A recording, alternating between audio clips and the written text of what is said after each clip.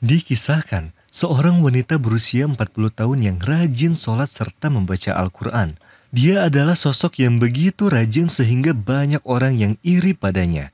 Dia selalu datang ke tempat anak-anaknya sekolah untuk menanyakan tentang pencapaian dan nilai mereka.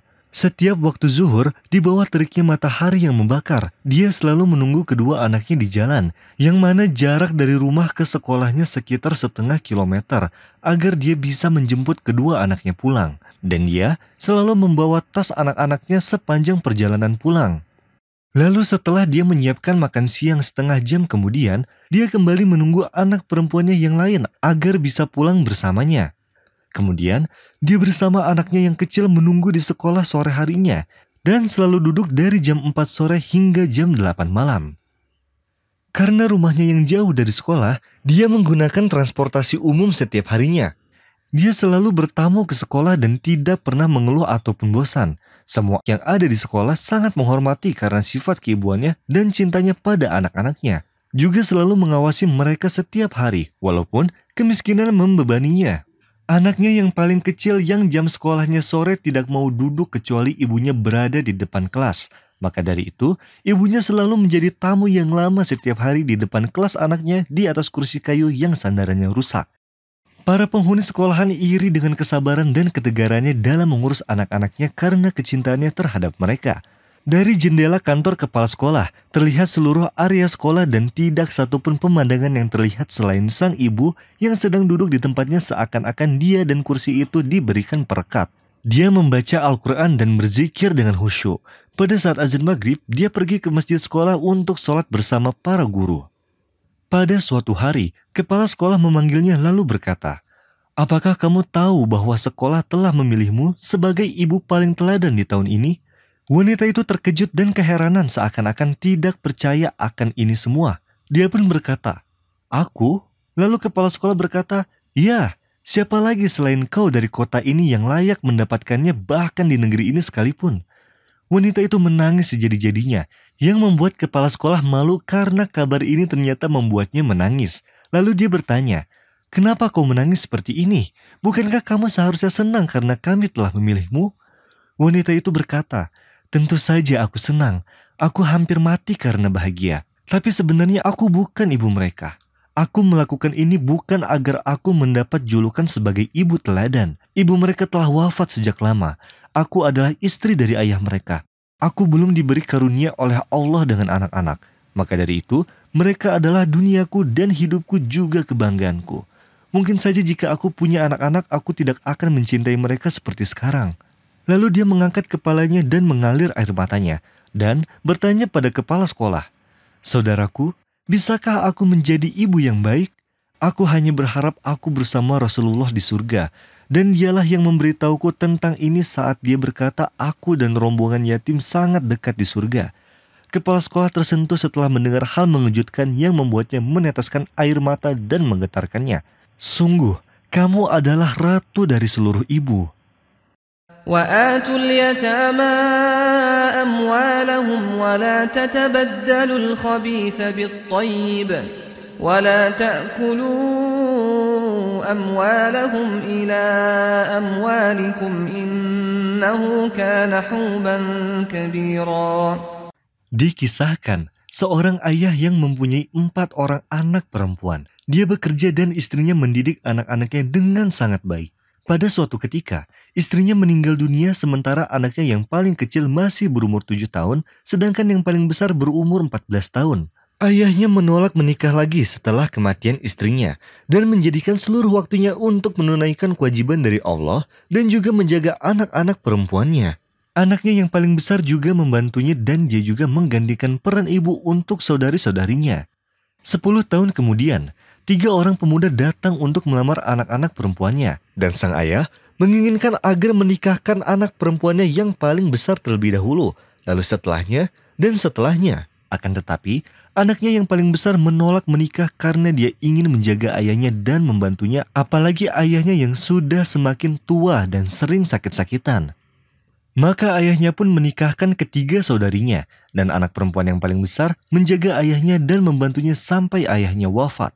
Setelah ayahnya wafat, mereka membuka surat wasiat ayahnya dan tertulis di dalamnya, Janganlah kalian membagi atau menjual rumah ini sampai kakak kalian yang paling besar yang telah mengorbankan kebahagiaannya untuk kebahagiaan kalian mendapatkan tempat tinggal yang layak.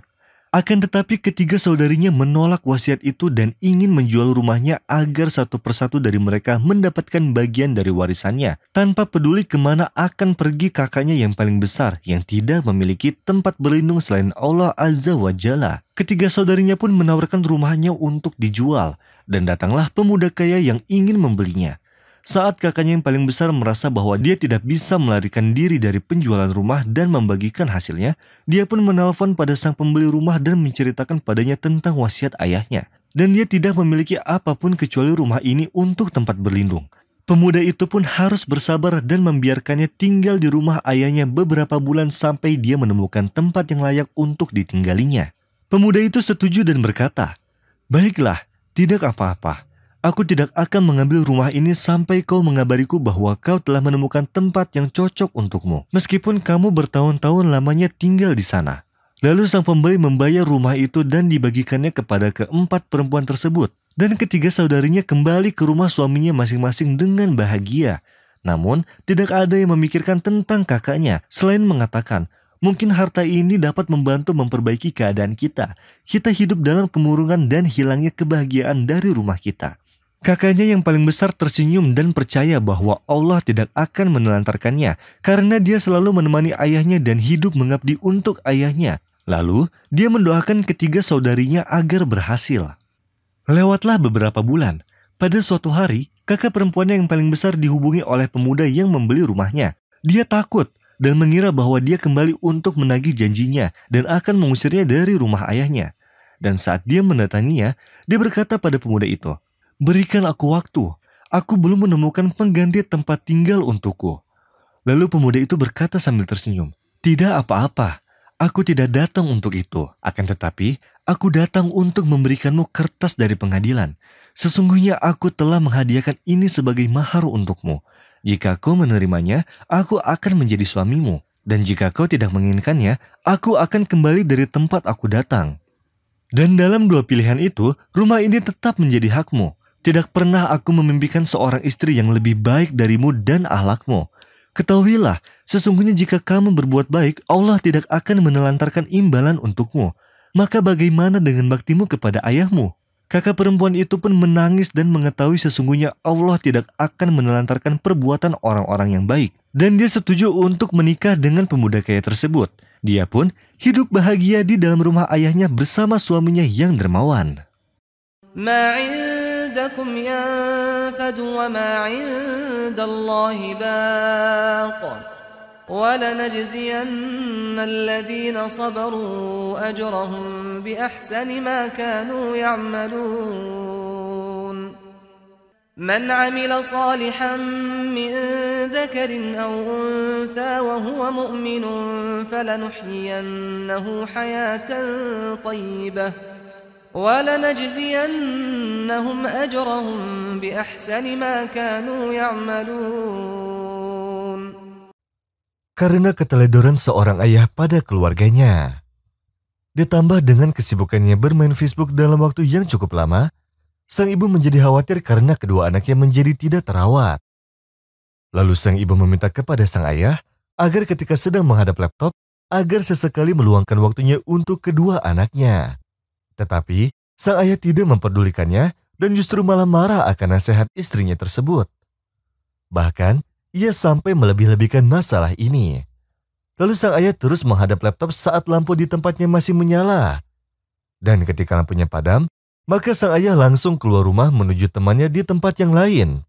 Dan laptopnya pun dibawa hingga dia tidak pulang hingga larut malam. Anaknya pun sudah tertidur. Dan ketika sang ibu menegaskannya antara memilihnya atau memilih laptopnya, dia malah langsung pergi keluar. أَفَرَأَيْتَ مَنِ اتَّخَذَ إِلَٰهَهُ هَوَاهُ وَأَضَلَّهُ اللَّهُ عَلَىٰ عِلْمٍ وَخَتَمَ عَلَىٰ سَمْعِهِ وَقَلْبِهِ وَجَعَلَ عَلَىٰ بَصَرِهِ غِشَاوَةً فَمَن يَهْدِيهِ مِن بَعْدِ اللَّهِ أَفَلَا تَذَكَّرُونَ. Ketika sang ayah tidak ada, anaknya yang paling besar yang sudah berusia 14 tahun duduk di depan laptop ayahnya. Lalu, dia mulai masuk ke dunia internet dan akun jejaring YouTube hingga dia mengerti cara mengoperasikannya.